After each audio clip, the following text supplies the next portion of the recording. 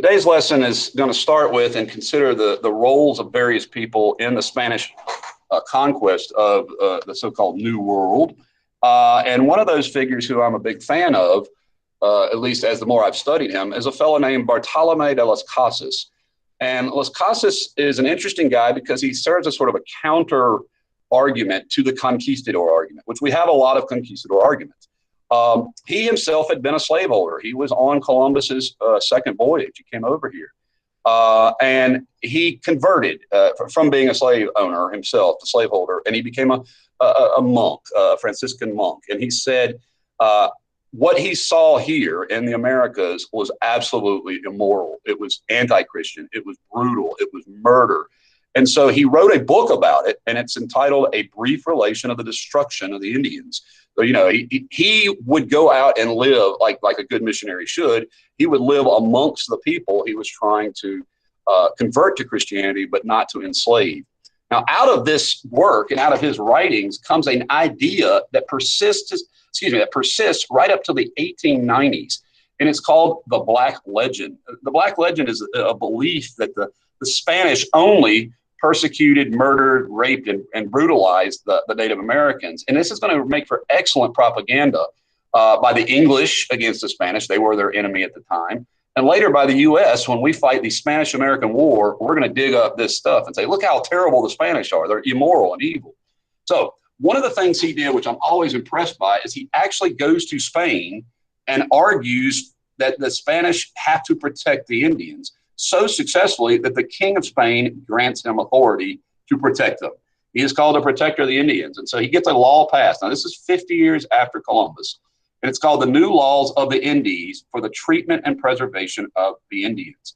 And it really abolished, or was supposed to abolish, encomienda and wipe out the use of slavery on Native Americans. So this guy really accomplishes that. And one of the ways he accomplishes this argument is through a debate. And so I've given you the debate, some of its key excerpts, but this is some of the things that he has written in his published writings, which you can still get. You know, they're actually free, I think, on Kindle and stuff like that. But the common ways employed by the Spaniards. Now, keep in mind, he's actually describing the whole group.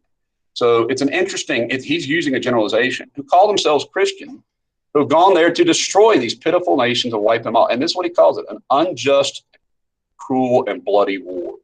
Now, historians do not usually use the phrase genocide to describe what the Spanish were doing because the Spanish make an overt attempt to destroy all the natives. That's not in their best interest. But anyone who dared resist, they slayed. So it says they have slain all those who fought for their lives. So it wasn't where you're just killing every Indian, just the ones that tried not to be slaves and escaped the tortures who had endured.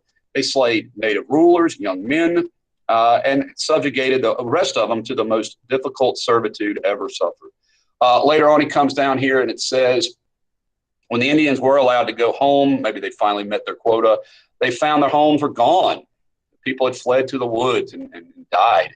When they felt sick, they were unaccustomed to doing so much work. And I told you this earlier, the natives didn't work like this. The Spaniards would beat them and call them dogs and kick them. And when illness hit them, they were sent home as useless. And it says he would find dead corpses laying on the ground, and the people that were really sick and dying would be saying out loud, hungry, hungry. And so this is what you call being a Christian? I don't think so, Las Casas said. He said, this is not the way we should be conducting it. Now, you guys may have heard of gaslighting. Gaslighting is a social media technique that can be used to kind of, attack your enemies, I guess you might say. But it's a form of propaganda when you project on the very people that you are mistreating the villainy that you are committing. In other words, you would ascribe to them villainy that you yourself are doing. So if you would think about somebody who would take a baby and smash his head against a rock to kill him, or set fire to people, women and children, they sound like the savage people. Yet the word used to describe the Native Americans in large numbers was savage. And so I'm not sure who exactly was more savage in this situation, the natives or the conquistadors, but I have a pretty good guess. So what this leads to is a debate. Now, it is important to recognize that not all Native American societies live the same. And if you went down to the Aztecs and to the Central American societies, they were ripping people's hearts out and cutting off their heads. And so that's not the kind of stuff that typically we look at a quote civilized people being, but they were civilized. They had religion, language, calendars, the social order, but this actual behavior was quite brutal, quite inhumane, obviously. So you had this debate between Father Las Casas and Sepulveda. Sepulveda was an Enlightenment philosopher. So if you remember the philosophers of the late Renaissance, he was a natural law theorist. And so he believed that the people that were being attacked, in essence, by the Spanish were barbarians. They were less than fully human. And their crimes, like this brutal treatment of slaves that they were doing, was against the law of nature. And so they were also infidels, people who didn't worship Jesus. And thus, it was more than legitimate to wage war against them. Sepulveda is saying these are enemies of morality and barbarians. Now, again, I would emphasize that type of behavior was not uniform at all. But many of the Spanish sort of kind of had the attitude that the only good Indian was a dead Indian, and meaning like we would ascribe these attitudes towards all Indians, not just to individual groups in Central America. So what Sepulveda is making an argument of is quite extraordinary. And he's kind of one of the creators of what we now consider natural law. He's one of the earliest writers about it. And he says, and he quotes Aristotle. Now, by the way, this Aristotle quote is going to come back later to not only haunt the Native Americans, but this quote will also be used by defenders of slavery. And it says, those whose condition is that their function is only their body and nothing better. So he's saying these people are like pack animals. The only need we have for them is their body, their labor. It can be expected they are slaves of nature and thus should be ruled. That's the quote they're taking from Aristotle. These people are inferior thinkers. They're not intellectually capable. Thus, the only use they really have is to serve as labor. And he comes down later on and he's quoting God, so to speak, the Bible. And he talks about the law as the father commands his children, the husband commands his wife, master commands his servants. Thus, the perfect should command and rule over the imperfect. So Sepulveda is saying we Spanish, we're at a superior level of humanity. And we have sort of a moral obligation to be the role leaders, the fathers of these native children. And the ones that won't work with us, well, they need to be removed. And here's Sepulveda. Some more. I'm giving you a lot of Sepulveda because this is the kind of stuff that really serves to, inspire the Spanish to keep killing natives if necessary. They have established their commonwealth. He's talking about the Native Americans here in such a manner that no one owns anything. Oh my gosh, they're socialists. So he's basically condemning them as socialists. Neither a house nor a field that one may dispose of as their own. So he's saying these are clearly less progressed people because they don't even own property. They're slaves of some king's will, and they're not the master of their own fate. So he's saying they're not free people. They're barbarians who have to obey some king as servants. And then he goes on to say they're obligated to accept the rules of the Spanish according to natural law. Hear that word? So that's 100 years, over 100 years before John Locke would use the same language. And if they don't accept that the obvious advantage we have from virtue, humanity, and the true religion, Catholicism, if they refuse, then they should be compelled by force of arms to accept it. So Sepulveda is saying we're better, and they either need to get with us or get out of the way. And by get out of the way, it means service. So that's a pretty strong statement today. A lot of people would not agree with that, but it's an interesting attitude because there are people later in history, all the way up to the present, are going to argue that there are sort of better and worse people. And really, this debate, now remember, Las Casas is trying very hard to save the natives. Yes, it's called the Valladolid debate because it's at Valladolid, Spain. This is where they're actually debating in Spain. Las Casas and Sepulveda are actually arguing back and forth with each other before the King of Spain and before the court of Spain. It's quite historic. And the Spanish prided themselves, particularly in the Habsburgs, being, like the intellectual superiors of Europe. Now, one of the more interesting arguments that has come in the last several decades is from current African-American historians who say there were unintended consequences of Las Casas laws for the Indies. In other words, Las Casas saved the Indians, at least as much as they could, but because of their arguments, that then led the Spanish to decide, well, who would make for better slaves? Negroes. And so therefore, the Negroes should become the slave rather than the Indian. And so unfortunately, there is an argument that because Las Casas defended the Indians, well, who did the Spanish turn to? Now, obviously, the best answer was the Spanish shouldn't have slaves at all. But it is, I think, a fair point to say that by defending the natives and not necessarily, and by the way, later on, Las Casas is going to apologize and say, if I wasn't intending to, have Africans captured. That wasn't my point, but it was used at the time as an argument. And so you say that this is a debate, and I've been trying to tell you that. Here it says Las Casas expressed his regret. It's a debate about historians consider many different facets of what is influential, and so this is an interesting moment in European history. And I say that because it lays the foundation for this. Now, this is long before the writings of Charles Darwin. So this natural law argument that's being used by Sepulveda is interesting. But what's going to happen later in history is that scientists and then pseudoscientists are going to argue that, particularly once Darwin's evolutionary theory emerges, is that, well, there are more superior races of people than others, and that the inferior races by God, let's say, for example, the curse of Cain, that's one of the arguments that Christians would make that Africans were inferior. They began to argue that this race of humans that were white Europeans were superior. And thus everyone else should sort of like fall in line behind them. I mean, this is going to carry up throughout most of history. So whenever I'm talking to my friends who are defenders of the notion that somehow the Confederacy was not white supremacy, I was like, unless you're a Quaker or a handful of abolitionists, virtually every white person in America was a white supremacist to some degree, because that was the science. That's what you were taught. That's what your church told you, that white people were superior. And so understanding racism goes way further back than the civil rights movement or slavery. It has to do with a centuries old culture of which race is superior to other races. And so that's going to become part of the pseudoscience and ultimately the debate into the 20th century.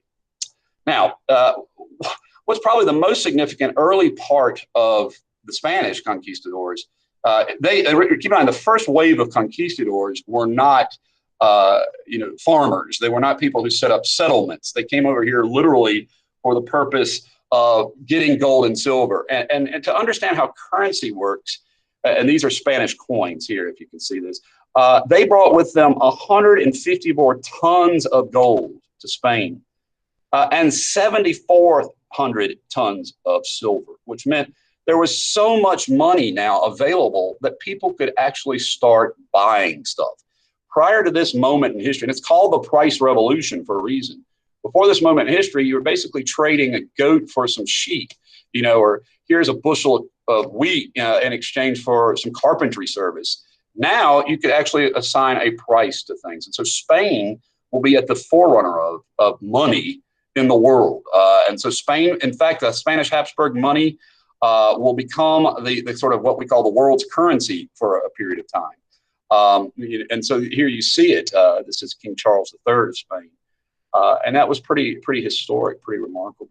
Now, one of the other great impacts the Spanish had on Western civilization and society is the shaping of the new American hemisphere.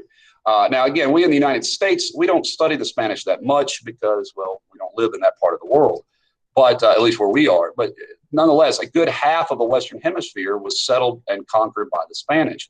So much so that so many Spanish men moved to this country or this hemisphere without a wife. And so you would see enormous amounts of sexual intermingling, and that created an entire new ethnic population.